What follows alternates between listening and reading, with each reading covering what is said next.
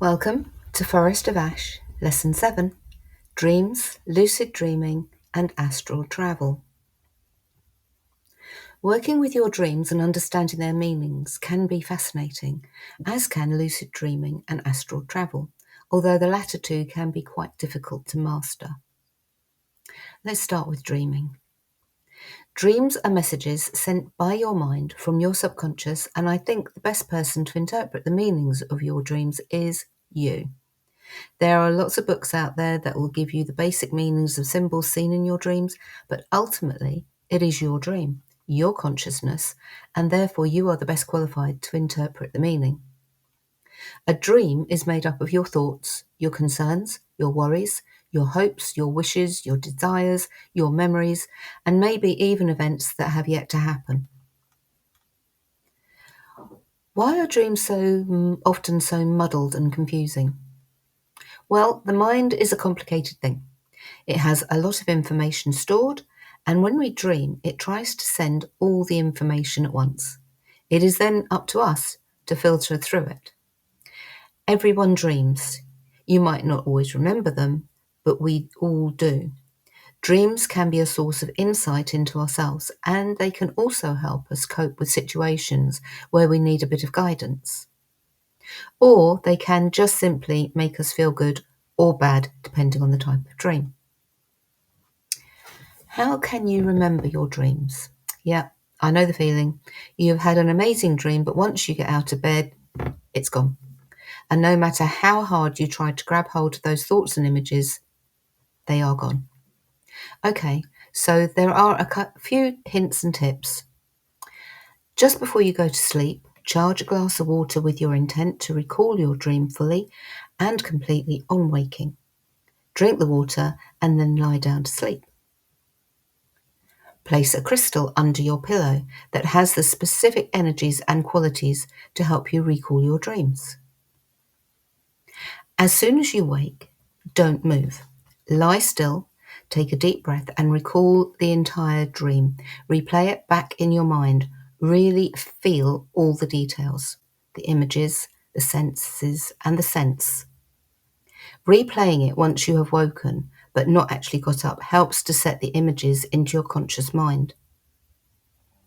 Keep a notebook beside your bed, and when you wake, make sure you don't even sit up in bed. Just grab the pad and jot down some notes. Doesn't have to be the whole novel, just some key points to jog your memory once you are fully awake. You don't necessarily have to recall the entire dream, just key snapshots that seem important will be enough. It is often quite interesting to keep a specific dream journal. Note down your dreams from each night. You can then refer back to them at a later date and hopefully glean a lot more information and insight from them. When you recall your dream, ask some questions. What topic was my dream set on? What energy did it involve? What was the most important part of the dream? What message is it trying to convey to me? How can I work with the information brought to me? What parts of the dream are based in reality? What parts of the dream really influence me? Who was in the dream? And who did they represent? What did my senses feel? Heat, light, dark, cold, etc. What voices did I hear? What colours were in my dream? Do I have any recurring themes or symbols in my dreams? Lucid dreaming. So, now then, what is lucid dreaming? Well, when you become aware of what we are dreaming and when we are able to interact with our dreams, that is lucid dreaming. Once you are able to find your dream energy center and how to work with it, the more successful you will become at lucid dreaming.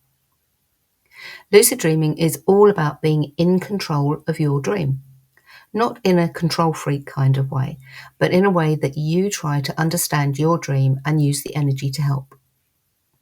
I think lucid dreaming is a step beyond daydreaming or meditation. You can go into a lucid dream with a question or a query, approach it with an open mind, and with the idea that the dream will be productive. An important aspect of lucid dreaming is to have the ability to become aware when you are in the dream. That awareness then becomes your point of lucidity. You will need to study your own sleep patterns to work out the best time for you when you can work with dream lucidity best. You will need to think about reality checks, which will show you whether you are actually lucid dreaming or not. It might be something simple like touching the earth with your fingers. You know what that feels like in the real world, so it is a good check in the dream world. If it feels right, then you are lucid dreaming. Do something that you can recognize the feel of. Practice these reality checks in your mind first before you enter the dream state. Actually, staying in lucid dream mode does take some work. It is all about keeping that fine balance between being in the dream state but being lucid enough to explore further.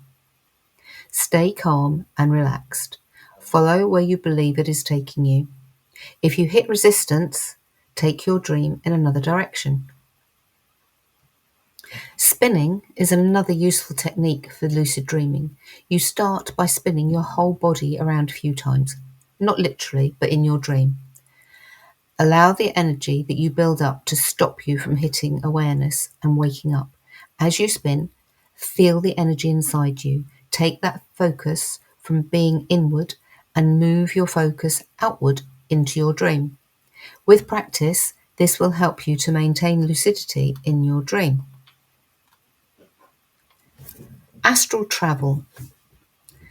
Astral travel is sometimes called astral journeying, astral projection, or an out-of-body experience. It means that the part of you, your true inner self, leaves your physical body and travels to another reality or another place. Every living thing has an etheric counterpart.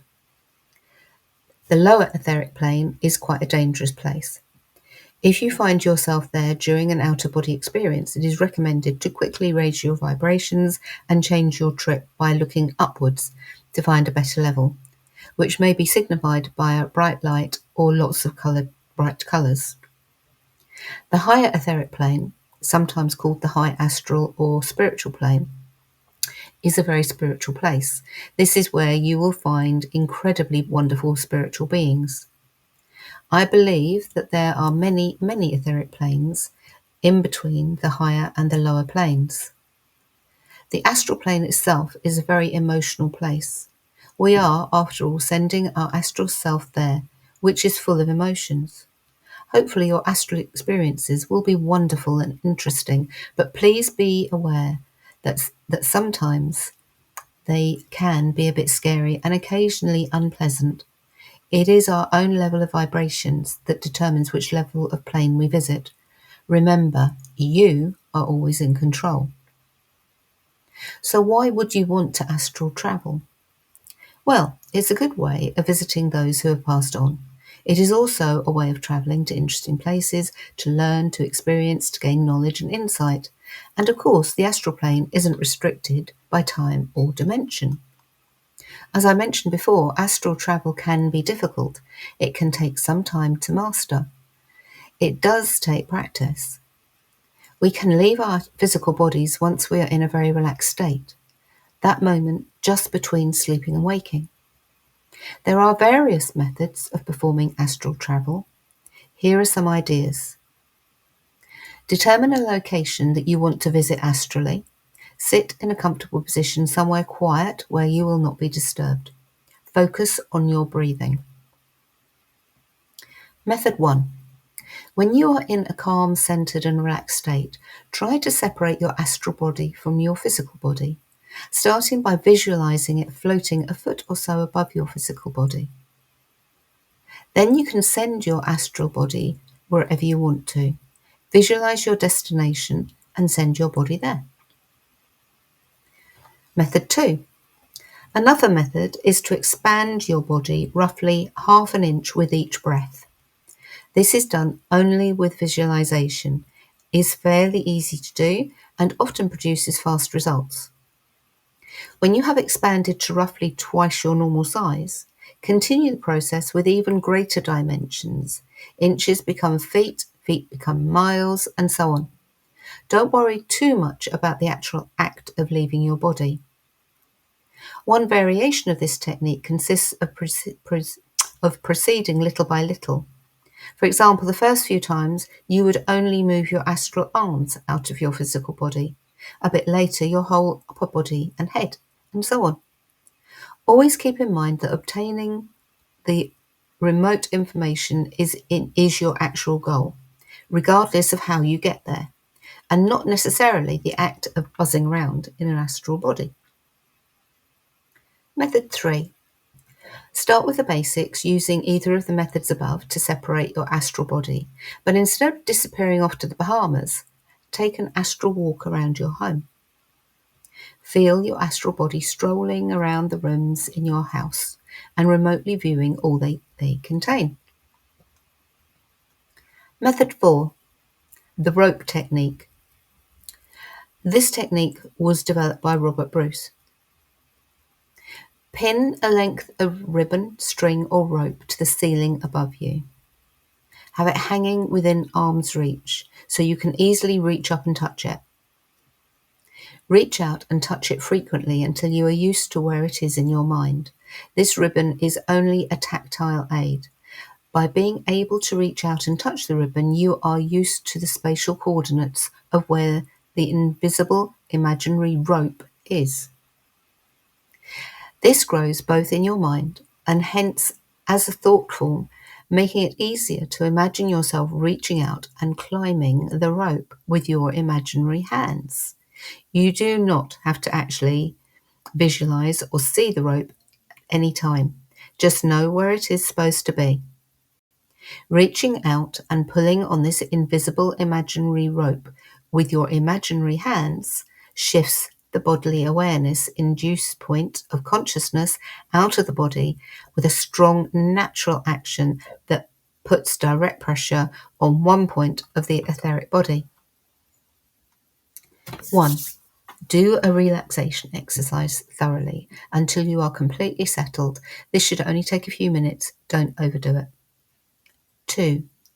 Reach out with your imaginary hands and pull yourself hand over hand up the strong, invisible imaginary rope hanging above you. Try and imagine the feel of a strong, thick, coarse rope in your hands. Don't try and visualize this rope. I want you to imagine you are reaching out and climbing this rope in the pitch dark, so you can't see it at all. You just know where it is and can imagine the feel of it.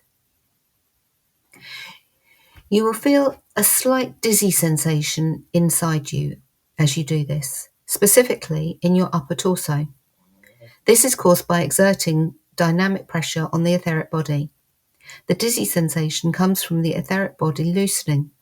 This feeling of vertigo will intensify the more you pull on the rope. Very important note. This dizzy feeling and any feelings of pressure or vertigo, etc., caused by your mental action of pulling on the rope must be carefully noted by you. Learn the exact mental action you are doing to cause this vertigo. You will have to train your mental climbing action to cause this feeling. So the first few times you try this rope method, concentrate on finding the right mental action to do this. Once you learn what it is you are doing to cause this, and you can recreate it at will, you are really starting to get somewhere. Very important note too, ignore all sensation you feel during projection, or it will distract you. Break your concentration and ruin your chances for projection. Concentrate on the single act of climbing your rope to the total exclusion of everything else. Put everything you have into this one action, but don't tense up. It must be all mental. Number 3, keep climbing hand over hand, ever upwards, and you will feel the heavy sensation come over you. The pressure you are exerting on your etheric body will force you into the trance state. Ignore this when it happens and concentrate on what you are doing. 4, keep climbing, and you will feel your chakras open in response to the pressure. Don't stop. 5, Next, you will feel the vibrations start. Your whole body will seem to be vibrating and you will feel paralyzed. Concentrate, single-minded, on climbing your rope and don't stop. 6. Next, you will feel yourself coming free from your body. You will buzz slightly as you feel yourself coming out of your body. You will exit your body in the direction of your imaginary rope and will be hovering above your body. You're free at last. Note, do not allow yourself to break concentration when the vibrations start. They are a natural effect caused by energy coursing through all the hundreds of major and minor chakras of your body. If you do find yourself being distracted by this, spend more time doing concentration exercises until you overcome this problem. Method 5, the lift roll-out technique. Once you have reached a very deep level of relaxation, the trance state, you must then use your powers of visualization. Simply imagine yourself floating upwards out of your body.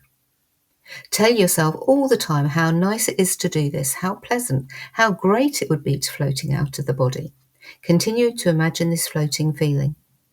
It often helps to imagine an aid or accessory to this floating process. For example, you may imagine hundreds of small birds all flying up and pulling their own little pieces of string, which all attach to your non-physical body. All the time they are pulling you gently out of the physical body. You can use any adaptation of this, whatever helps you to imagine that you are floating up. As you imagine this, you will feel the vibrations beginning. Ignore them totally. Simply continue to imagine yourself floating upwards. After a relatively short time, you will feel yourself come free of the physical body. This is often quite a sudden sensation in the non-physical body, breaks free of the physical body. The only analogy I can think to describe this feeling would be how a glob in the lava lamp would feel like. It's like trying to go up for a while and the pressure has been gradually getting greater and then suddenly it breaks free and floats gently up and away. You will then find yourself outside your physical body. A common variation of this technique is the roll-out method. This is very similar, except that instead of imagining that you float upwards, imagine that you are rolling sideways out of your body. Feel yourself gently rocking from side to side, very slowly at first, but gradually building the momentum until eventually you will reach that critical point where you will actually break free from and actually roll out of your physical body. Method 6, the anchor technique. The basis of this method is to focus on an anchor point outside of the physical body. There are 2 basic variations to this technique, the fixed anchor and the moving anchor. As with all the techniques described, a deep level of relaxation is required. Once you have reached a very deep level of relaxation, trance state, you must then use your powers of visualization. The fixed anchor. After reaching the trance state, focus on a point outside of the physical body, i.e. the end of the bed. You can either simply focus on a point in space, or you can imagine an object at that point. It usually helps if it is a familiar object. Once you can clearly see the focus point in your mind's eye, feel how solid it is. Try pushing it around in your mind. Try pulling it or moving it. The focus point should be totally solid and entirely fixed where it is. No amount of mental manipulation should be able to move it. Once the focus point is totally fixed, imagine reaching out with your arms and grabbing hold of the focus point, the object. Remember, this will not move. Now try pulling the object towards you, gently at first and then harder and harder. Gradually, as you pull, you will feel yourself moving towards the focus point instead of vice versa. Finally, you will find yourself at the focus point outside of your physical body. Presto, you've done it. The moving anchor. After reaching the trance state, imagine an object about 6 feet in front of your eyes, assuming that you are lying down. Once again, make this a familiar object. Now feel this object pulling at you like a magnet. Once you can see the object clearly in your mind's eye and feel the pull of the object on you, begin to move the object slowly towards you. Just a small amount at first, perhaps 6 inches to a foot. As the object moves towards you, feel the pull getting stronger. Now move it back again, and the pull gets weaker as you do. Now repeat the process 5 or 6 times, moving the object closer each time and feeling the pull become stronger and stronger as the object comes closer. Once you are comfortable with the movement of the object, begin the process again. Only this time the movement of the object should be a fluid motion. And as the object moves to and fro, it should feel like a wave. You should also feel this wave on yourself as the pull gets stronger and weaker and stronger again. Finally, as the object virtually reaches you, the strength of the pulling force combined with the wave-like motion will simply pull you right out of your physical body. Then you can explore whatever time or realm you choose. Just visualize where and when you want to go. Returning. Once you want to return your astral body to your physical one, ask for permission first, then slowly reconnect. Take your time doing this. You don't want to leave anything unconnected. Homework. 1. Work with each method and write in detail your results. Remember, some of these techniques take practice and you may not achieve fantastic results the first few times. Dream recall and interpretation, lucid dreaming and interpretation, astral travel, your experiences. 2. Keep a dream journal and report how it worked. Homework for each lesson should be emailed to your mentor, Ness or Heather, at the usual email address.